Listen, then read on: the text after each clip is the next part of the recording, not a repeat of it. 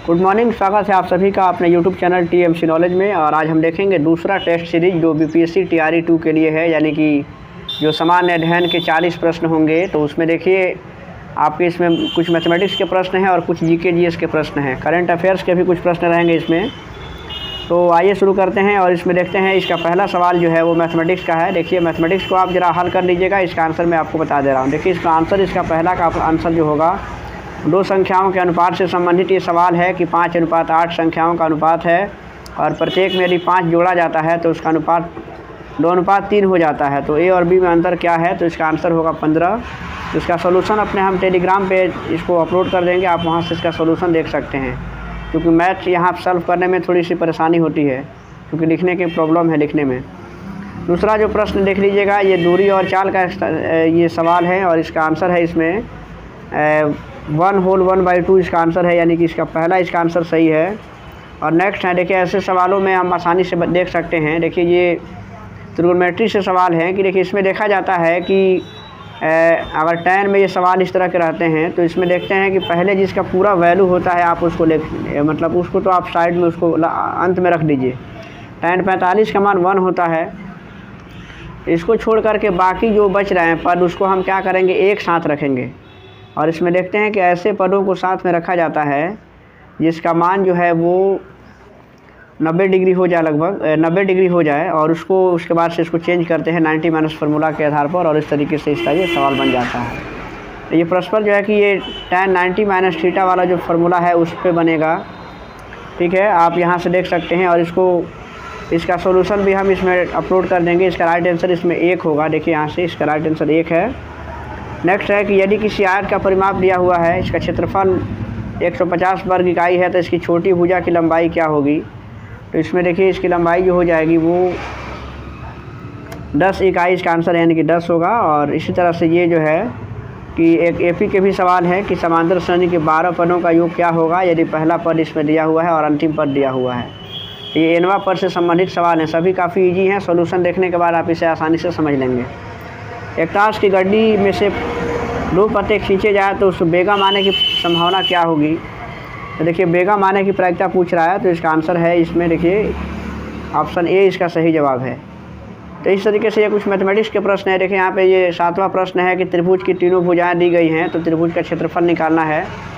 आप आसानी से हीरोन सूत्र से इसका क्षेत्रफल निकाल सकते हैं। तीनों भुजाएं दी गई हैं, पहले उसका एस निकाल देंगे, उसके बाद से इसके हीरोन सूत्र से इसको। जिला जूट उत्पादन में अग्रणी है, तो देखिए इसमें इसका सही जवाब है कि पूर्णिया होगा इसमें राइट आंसर, यानी कि पूर्णिया जो है कि बिहार में ज़िला है जो जूट उत्पादन में काफ़ी अग्रणी है। और ऐसे पूरे बिहार की बात करें तो बिहार भारत में जूट उत्पादन में दूसरा स्थान रखता है। और अगर भारत में देखें तो भारत में सबसे ज़्यादा जो जूट का उत्पादन होता है वो पश्चिम बंगाल में होता है। तो इस तरीके से बिहार में सबसे ज़्यादा जूट कहाँ होता है? तो पूर्णिया में, और पूरे बिहार का दूसरा स्थान है भारत भर में। इस तरीके से अगला प्रश्न है कि बिहार पंचायत राज अधिनियम कब पारित किया गया था? तो ये 2006 में हुआ था, यानी कि बिहार में पंचायती राज अधिनियम 2006 में पारित किया गया था। और बिहार पंचायत राज अधिनियम यानी कि जो संशोधन करके 2021 बनाया गया है। तो इस तरीके से इसमें राइट आंसर हो जाएगा कि बिहार पंचायती राज अधिनियम को 2006 में पारित किया गया था।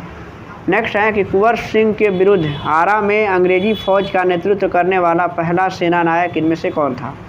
कुंवर सिंह जो 1857 की क्रांति में बिहार का जो नेतृत्व किया था।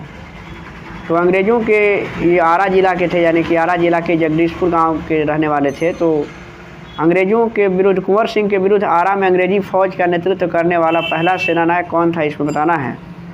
तो देखिए इसमें सही जवाब है कि कैप्टन डनवर जो था वो अंग्रेज़ी सेना का नेतृत्व कर रहा था कुंवर सिंह के विरुद्ध आरा में। और नेक्स्ट है कि 13 जनवरी 2023 को 15वें पुरुष हॉकी विश्व कप का शुभारंभ कहाँ हुआ है? ये करंट का प्रश्न है। 2023 यानी कि 13 जनवरी 2023 में 15वें पुरुष हॉकी विश्व कप का शुभारंभ कहाँ हुआ है? तो देखिए ये उड़ीसा इसका राइट आंसर होगा, यानी कि सही जवाब है इसमें उड़ीसा, यानी कि उड़ीसा में इसका शुभारंभ हुआ। और इसमें जो है कि विजेता टीम रही थी और उसके बाद से उप विजेता जो है वो बेल्जियम रहा था। तो इस तरीके से इसका सही जवाब है कि उड़ीसा में शुभारंभ हुआ था। और नेक्स्ट प्रश्न है, यहाँ से देखते हैं। नेक्स्ट प्रश्न है 12वां प्रश्न होगा कि फरवरी 2023 में नीति आयोग का नया CEO नियुक्त किया गया है? किसे जो है कि नीति आयोग का नया CEO आयुक्त किया गया है? तो इसका सही जवाब है कि इसमें BBR सुब्रमण्यम है, यानी कि इसका C आंसर होगा। और नेक्स्ट है, एक कैलेंडर वर्ष में टेस्ट, T20, वनडे और IPL में शतक लगाने वाले दुनिया के पहले क्रिकेटर कौन बने हैं? तो इसका सही जवाब है कि ऑप्शन डी इसका राइट आंसर होगा, यानी कि शुभम गिल ये इसका राइट आंसर है कि वो जो है कि एक कैलेंडर वर्ष में टेस्ट, T20, वनडे और फिर IPL में शतक लगाने वाले दुनिया के पहले क्रिकेटर बन गए हैं। नेक्स्ट है कि विश्व बैंक के अध्यक्ष के पद पर अजय बंगा का नामांकन किस देश से हुआ था?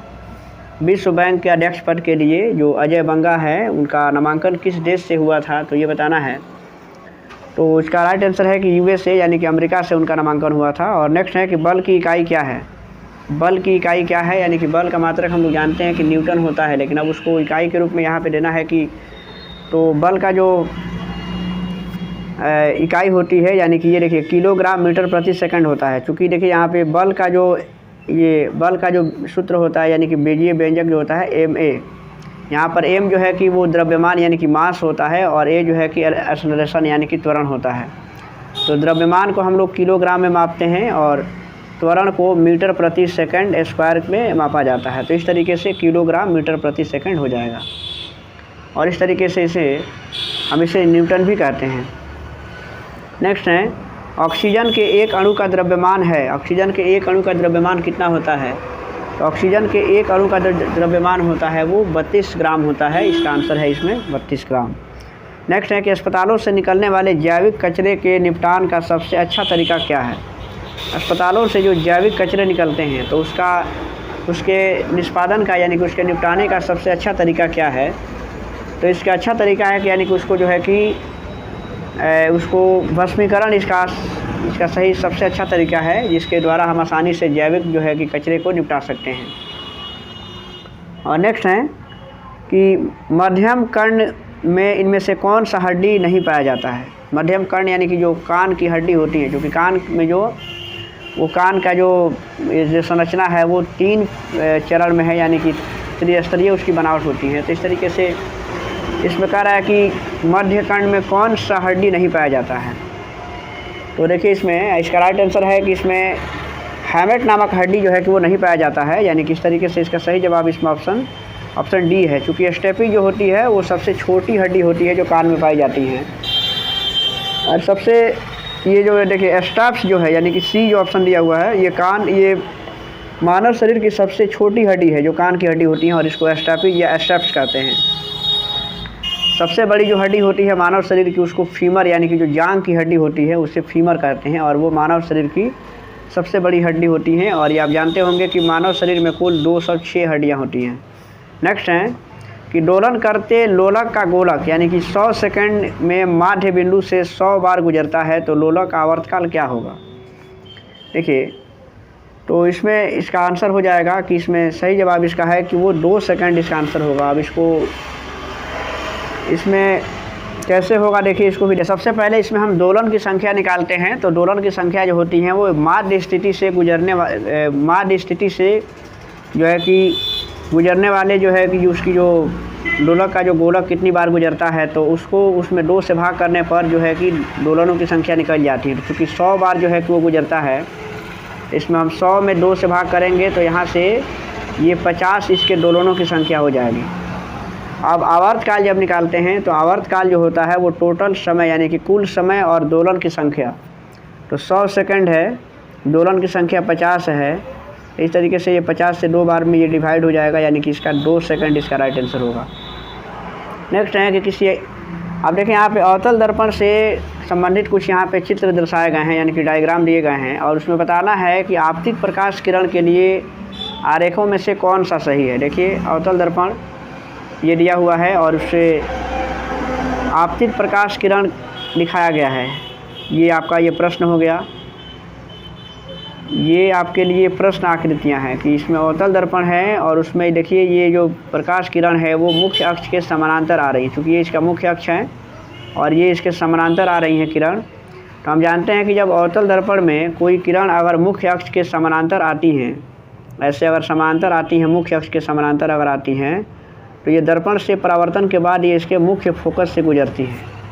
तो इसमें आप देख लीजिए कि मुख्य फोकस से चूँकि इसको भी गुजरना चाहिए, क्योंकि ये दर्पण के मुख्य अक्ष के समानांतर हैं, तो इसमें फोकस से यानी कि इसको क्रॉस करना चाहिए। अब इस तरह की जो आकृति होगी वो इसका सही जवाब होगा। तो देखिए यहाँ पे फोकस से यहाँ पे सिर्फ ऑप्शन ये वाला जो चित्र दिख रहा है, यानी कि चित्र डी जो है, देखिए मुख्य अक्ष के समानांतर आ रही हैं और ये यहाँ पे इसके फोकस से यहाँ पे गुजर रही हैं। तो इस तरीके से इसका ऑप्शन ये डी सही होगा, चित्र डी इसका राइट आंसर होगा। तो इसमें इसका सही जवाब है कि चित्र डी। और नेक्स्ट है, अब यहाँ से देखिए 21वां प्रश्न होगा यहाँ से कि टीपू सुल्तान इनमें से किस स्थान से संबंधित हैं। टीपू सुल्तान का संबंध किस स्थान से है।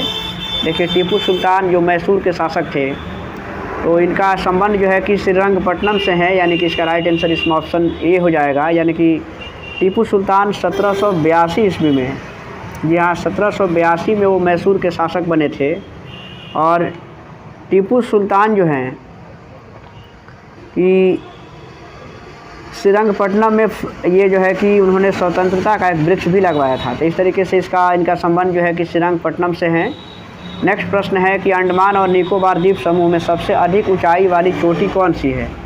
ये ज्योग्राफी के सवाल हैं, काफ़ी बढ़िया सवाल है। देख लीजिए कि अंडमान निकोबार द्वीप समूह में सबसे अधिक ऊंचाई वाली चोटी कौन सी है। तो इसमें देखिए इसका सबसे सही जवाब है कि सैडल पीक जो है कि वो अंडमान निकोबार द्वीप समूह की सबसे ऊंची चोटी है। ये देखिए ये जो भी प्रश्न आपके आ रहे हैं सभी ये जो है कि ज्योग्राफी का ये प्रश्न है और ये 9th क्लास से संबंधित है, यानी कि 9th क्लास के ज्योग्राफी में ये पूरा डिटेल्स इसका दिया हुआ है।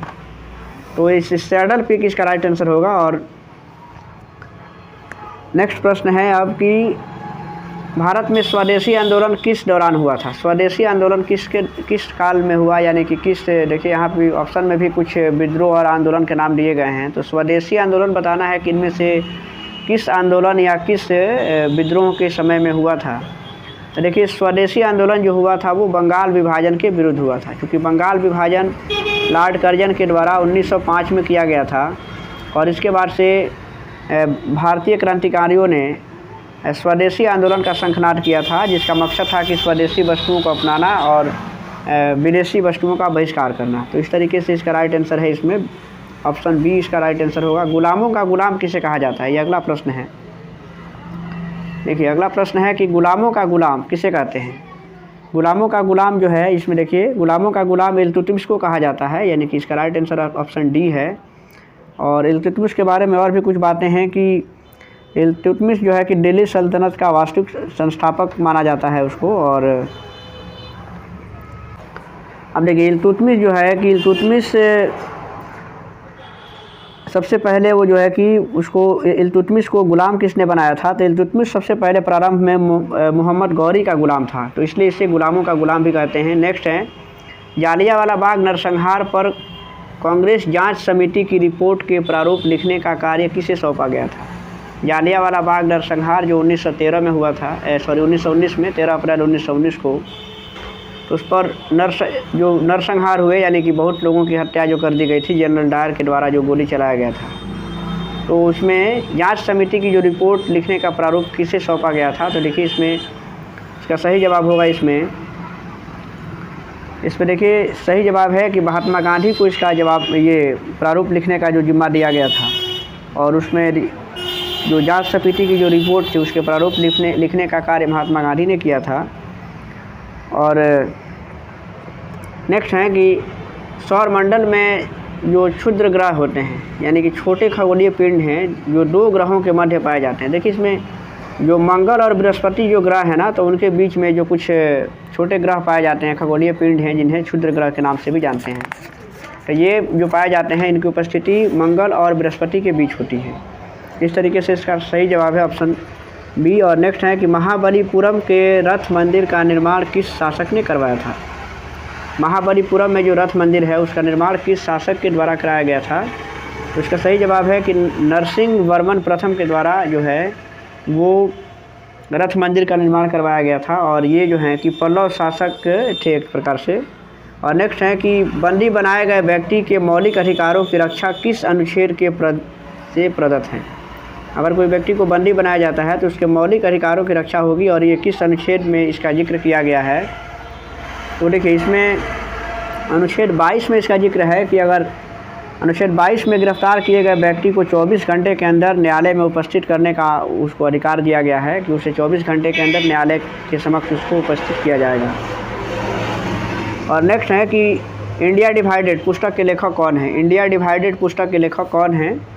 तो देखिए, इसमें इंडिया डिवाइडेड पुस्तक के जो लेखक है वो डॉक्टर राजेंद्र प्रसाद, यानी कि उनकी पुस्तक है ये। और डॉक्टर राजेंद्र प्रसाद जो है कि जो देश के प्रथम राष्ट्रपति थे, जो 1950 से लेकर के 1962 तक इस पद पर रहे थे, यानी कि राष्ट्रपति के पद पर रहे थे। और इनके संबंध में एक और बातें हैं कि वो संविधान सभा जो बनी थी, तो संविधान सभा के ये अस्थायी अध्यक्ष थे। और नेक्स्ट है कि मोरक्को के यात्री, यानी कि जो इब्न बतूता थे, जो मोरक्को यात्री थे, तो उनका वृत्तांत किस रूप में जाना जाता है? मोरक्को के यात्री, यानी कि मोरक्को यात्री जो इब्न बतूता था, तो उसकी यात्रा वृत्तांत को किस नाम से लिखा गया है? देखिए यहाँ पे, तो इसका सही जवाब इसमें होगा कि तो उसने रेहला नामक अपनी एक पुस्तक लिखी है, यानी कि रेहला में उनके यात्रा वृत्तांत का वर्णन किया गया है। और यह पुस्तक जो है कि मोहम्मद बिन जो मोरक्को यात्री थे, यानी कि इब्न बतूता जो थे, वो भारत में आए थे मोहम्मद बिन तुगलक के शासनकाल में। नेक्स्ट है कि निम्नलिखित में से कौन सा तत्व भारतीय संविधान के भाग 4 मूल कर्तव्य में वर्णित नहीं है? देखिए, भाग 4 में चूँकि देखिए यहाँ पे 36 से 51 में मूल कर्तव्यों का वर्णन किया गया है। भाग 4 और अनुच्छेद 36 से लेकर के अनुच्छेद 51 तक भारतीय नागरिकों को जो मूल कर्तव्य जो प्रदान किए गए हैं, तो उसके विषय में है। तो इसमें कह रहा है कि कौन मूल कर्तव्यों के अंतर्गत नहीं है? तो देखिए, इसमें राष्ट्रीय ध्वज का आदर करना ये मूल कर्तव्य है। भारत के सभी लोगों के मध्य भाईचारे का भाव विकसित करना, यानी कि राष्ट्रीय एकता अखंडता से संबंधित है, ये भी मूल कर्तव्य हैं। और यहाँ पर है कि अपने माता पिता और गुरुओं का आदर करना और हमारी समग्र संस्कृति की मूल्यवान धरोहर की रक्षा करना, ये भी मूल कर्तव्य हैं। अपने माता पिता की और गुरुओं का आदर करना ये हमारा सामाजिक कर्तव्य है, नैतिक कर्तव्य है। तो इस तरीके से ये हमारे मौलिक कर्तव्य में इसका जिक्र नहीं किया गया। इसका ऑप्शन इसमें इसका सी सही जवाब होगा कि ये मूल कर्तव्य नहीं है। ये हमारे संस्कार में शामिल होते हैं कि हम अपने माता पिता और अपने गुरुओं का आदर करें। नेक्स्ट है कि भारत में अंग्रेज़ों के समय प्रथम जनगणना हुई थी। भारत में अंग्रेज़ों के समय जो सबसे पहली जो जनगणना हुई थी, तो वो किसके शासनकाल में हुई थी, ये बताना है। तो देखिए, सबसे पहले जो जनगणना हुई थी भारत में वो 1872 में शुरू की गई थी।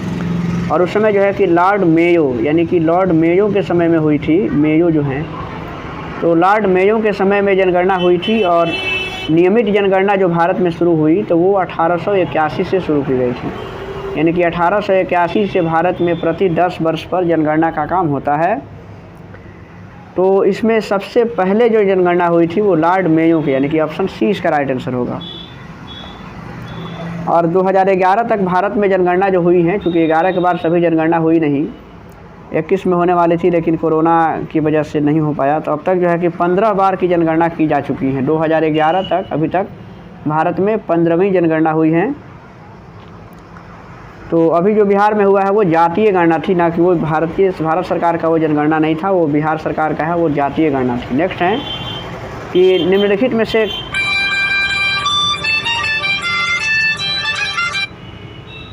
नेक्स्ट देखते हैं कि निम्नलिखित में से किस मध्यकालीन शासक ने सार्वजनिक वितरण प्रणाली शुरू की थी? किस शासक ने सार्वजनिक वितरण प्रणाली को शुरू किया था? तो इसका सही जवाब है कि ऑप्शन ए, यानी कि अलाउद्दीन खिलजी ने किया था। और अलाउद्दीन खिलजी ने बाजार नियंत्रण प्रणाली को भी अपनाया था, जिसमें प्रत्येक वस्तुओं की कीमत को निर्धारित किया गया था।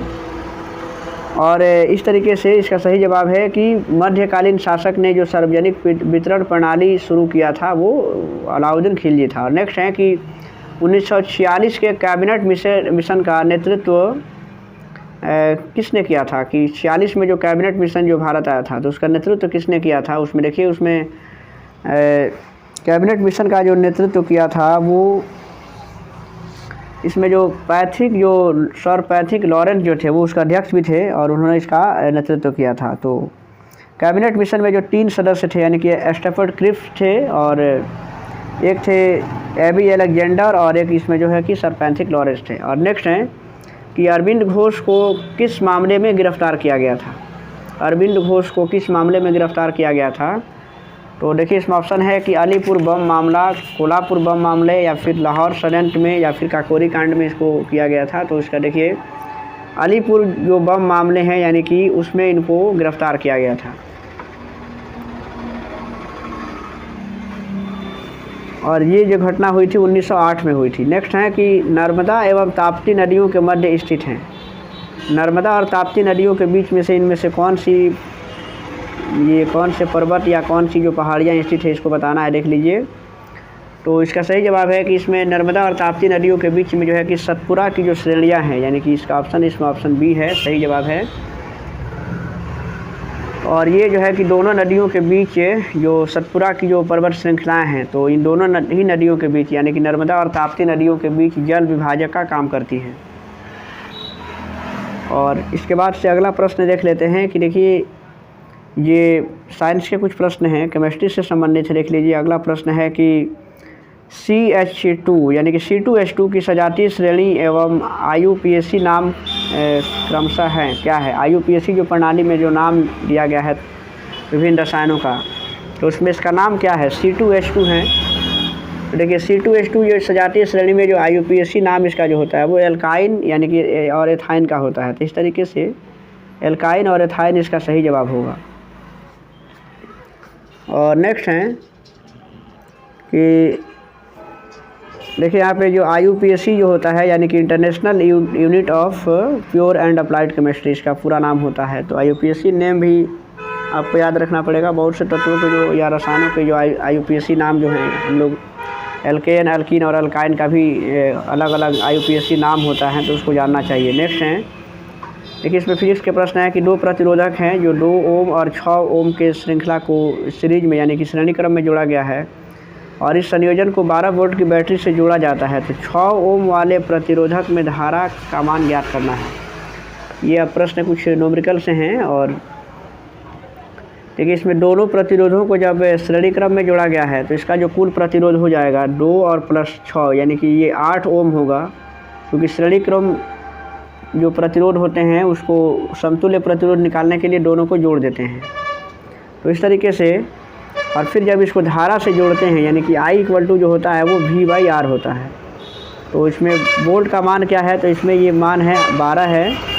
और इसमें जो ये टोटल यहाँ से जो ओम निकला है यानी कि जो R यानी कि प्रतिरोध का मान है 8 है। इसको जब हम डिवाइड करेंगे तो ये 4 और ये हो जाता है 3 और 2 यानी कि 3/2 इसका आंसर होगा, यानी कि 1.5 एम्पियर धारा बहेगी। और नेक्स्ट प्रश्न है कि निम्नलिखित में से कौन सा वर्ग आहार श्रृंखला का संघटक नहीं होता है? इसमें कौन सा जो वर्ग है वो आहार श्रृंखला का संघटक नहीं होता है? तो देख लीजिए, यानी कि इसमें ऑप्शन इसका सी सही जवाब है, यानी कि जो 2 और 3 है, यानी कि जो प्लवक है, मानव, मछली और टिड्डा, ये जो है कि आहार श्रृंखला के संघटक नहीं होते हैं। क्योंकि देखिए आहार श्रृंखला क्या होती है कि जीवों की एक श्रृंखला है जिसमें सभी जीव जो है अपने अपने भोजन स्रोत या अपने लिए भोजन के लिए अपने जो जीव हैं वो अन्य जीवों पर या अन्य स्रोतों पर निर्भर रहते हैं। तो इस तरीके से इसमें जो पेड़ पौधे होते हैं उनको उत्पादक माना जाता है, यानी कि। और देखिए इसमें आहार श्रृंखला में जो भेड़िया हैं, जो सांप तथा बाघ सभी मांसाहारी हैं और इनमें घास खाने वाला कोई भी शाकाहारी इसमें नहीं है। इस तरीके से अतः घास जो है कि आहार श्रृंखला का भाग नहीं होता है, यानी कि इस तरीके से इसका ऑप्शन इसमें 2 और 3 है। ठीक है। नेक्स्ट है कि देखिए परितंत्र जो होता है, अगला प्रश्न है कि इसमें से कौन जो है कि वो सही, इसमें देखना है कि कौन सा युग्म जो है कि गलत है और उसको सही करके लिखना है। इसमें जो युग्म दिए गए हैं देख लीजिए, तो इसमें देखिए इसमें यहाँ देख सकते हैं, देखिए इसमें जो जैव आवर्धन है यानी कि भोजन श्रृंखला के उत्तरोत्तर पोषी स्तरों का रसायनों का ये एकत्रीकरण है। परितंत्र को देखते हैं तो देखिए यहाँ पर ये पर्यावरण के जैविक संगठन है इसमें लिखा है। तो देखिए जबकि जो परितंत्र का निर्माण जो होता है यानी कि जो इकोसिस्टम बनता है तो पर्यावरण के जैविक और अजैविक दोनों ही संगठनों के मेल से बनता है। इसमें सिर्फ जैविक का नाम लिया है, यानी कि यही कथन इसमें गलत हैं। इसमें जैविक और अजैविक दोनों आना चाहिए। जल जीवशाला क्या है? तो मानव निर्मित एक परितंत्र है, ये सही है। और परजीवी क्या होते हैं? तो वैसे जीव होते हैं जो अपने भोजन के लिए अन्य जीवों पर निर्भर रहते हैं या अन्य जीवों से अपना भोजन प्राप्त करते हैं। तो इस तरीके से इसका सही जवाब इसमें ऑप्शन बी है। तो ये हमारे आज के कुछ 40 प्रश्न थे टोटल। इसमें से आपने देखा कि 40 प्रश्न हैं और इसमें 7 या 8 प्रश्न जो है कि मैथमेटिक्स के हैं। बाकी के जो प्रश्न हैं वो सभी जीके जीएस से संबंधित है, काफ़ी महत्वपूर्ण हैं। तो इसमें डेली जो है कि डेली बेस पर एक वीडियो आपको हम इसमें अपलोड करेंगे, आप आसानी से इसको देख सकते हैं। और मैथमेटिक्स के जो प्रश्न है जिसका सॉल्यूशन हम नहीं कर पा रहे हैं तो उसका PDF जो है कि हम अपने टेलीग्राम चैनल पे दे देंगे, जिसका लिंक इस वीडियो के डिस्क्रिप्शन में होगा, आप वहाँ से इसको देख सकते हैं।